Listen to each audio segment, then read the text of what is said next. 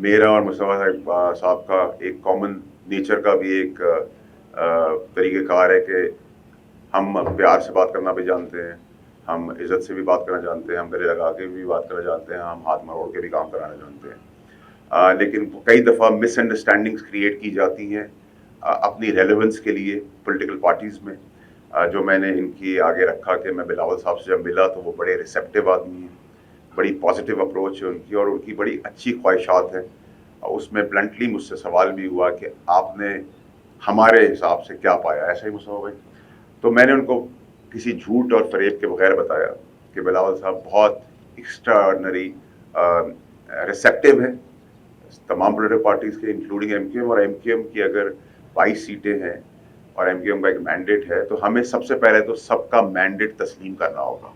हमारा झगड़ा हो सकता है कि किसी का मैंडेट इतना है, किसी का इतना है, किसी का इतना है, ये डिबेट हम चलाते रहेंगे, लेकिन रोज़ बंदे मार देना, रोज़ इनोसेंट लोगों की लाशें गिरा देना, रोज़ धरने और प्रोटेस्ट करके गरीबों के साथ नाइंसाफ़ी करना, ये अब पाकिस्तान नहीं बर्दाश्त कर सकता।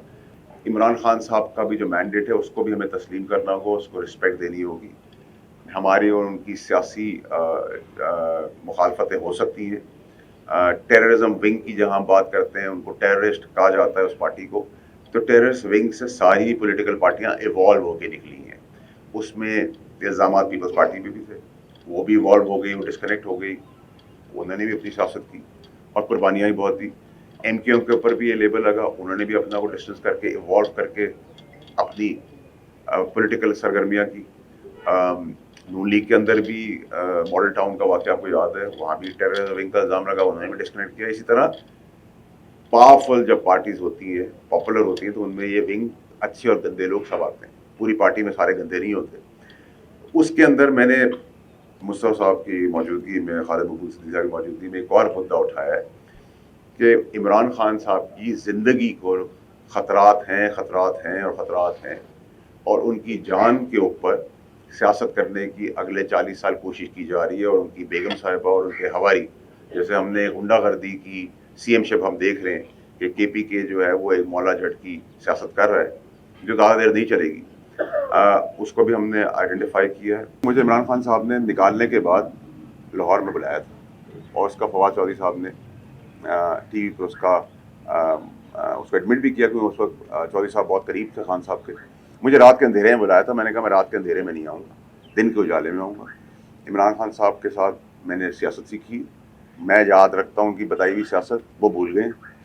अब वो आधी रात को मुझे बुलाएंगे, मैं ज़रूर जाऊँगा। मैं इस मौक़िफ़ का कायल हूँ कि अगर किसी ने गुनाह किया है उसकी सज़ा के बाद भी बातचीत का अमल नहीं रुकना चाहिए।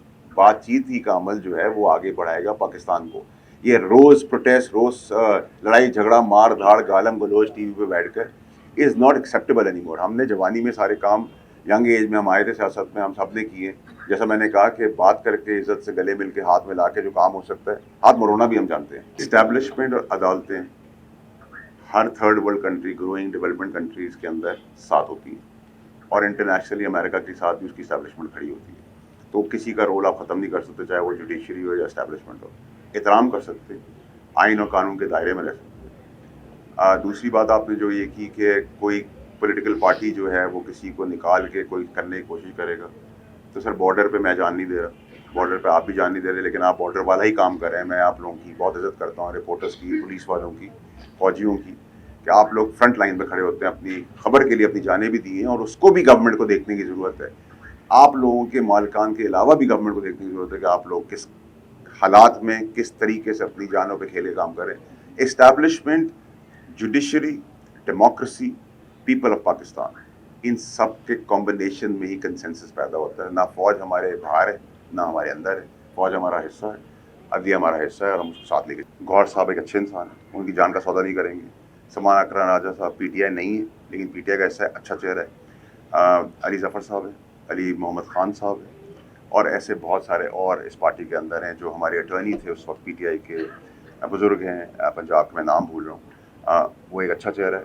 लेकिन आज अगर आप मुझे कहेंगे इमरान खान साहब का कोई सबसे ज़्यादा मुखलिस है, जिसको ना सियासत चाहिए, ना जिसको पैसा चाहिए, ना जिसको दौलत चाहिए, ना इमरान खान की जान का जो सौदा नहीं करना चाहते इन शक्लों के अलावा, वो उनकी बहनें, ان کی بہنیں اپنے بھائی کا مخلص ہیں اور ان کی مخلصی کا میں ڈے ون سے مدعا بھی رہا ہوں، وٹنس بھی رہا ہوں، اور انہوں نے کبھی ہم سے کوئی پولیٹیکل انٹرفیئرنس نہ کی تھی، نہ ہمیں اجازت تھی ان کو انٹرٹین کرنے کی، لیکن وہ بہنیں عمران خان صاحب کا بہت مخلص ہیں.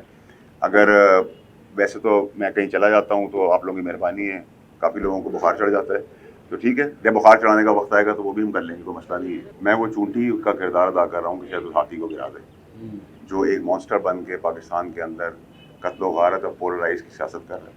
میں ایک وہ دھاگا ہوں جس میں سارے بیج بو کے تقریباً آنے کی کوشش کر رہا ہوں، تو آپ میرا اس کا خیر مقدم کریں.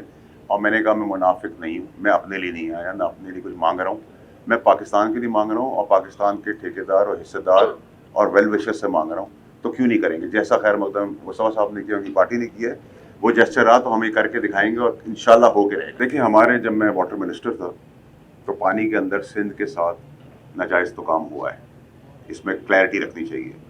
اور جہاں تک عام پانی کی آپ نے بات کی ہے، پانی کے مسئلے کے اوپر بھی بلاول صاحب سے بھی بات ہوئی ہے اور اس کا راستہ نکالا جا رہا ہے کہ یہ کیسے ہو سکتا ہے کہ نلکوں میں پانی آتا نہیں ہے اور ٹینکرز کے تھرو پانی آ جاتا ہے.